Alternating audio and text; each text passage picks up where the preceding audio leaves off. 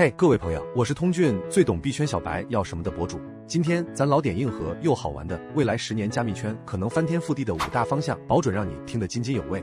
先说第一个，在质押加 AVS 这波操作堪称安全共享新模式。像 EigenLayer 这类平台能让以太坊的质押资产2次上岗，给新项目当安全保镖。以后搞去中心化计算、AI 训练啥的，直接蹭以太坊的信用背书，不用从头搭安全系统。这波躺赢操作谁不爱？第二个 ，DeFi 和传统金融要贴贴。以前用 DeFi 得翻墙、跨链、斗 Gas 费，现在 SurfI、Coinbase 这些大佬直接把借贷、收益这些功能塞进信用卡一键借贷里。传统金融和加密圈的界限越来越模糊。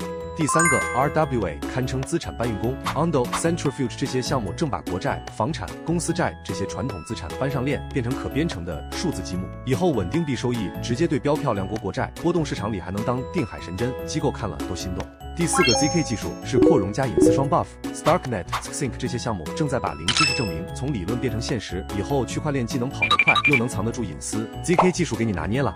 最后一个去中心化社交要搞大事 ，Zora、Forecaster 这些平台正在给创作者发产权证，内容、粉丝、收益全归自己，跨平台还能带着走。以后创作者不用再被平台割韭菜，用户也能体验我的社交我做主的快乐。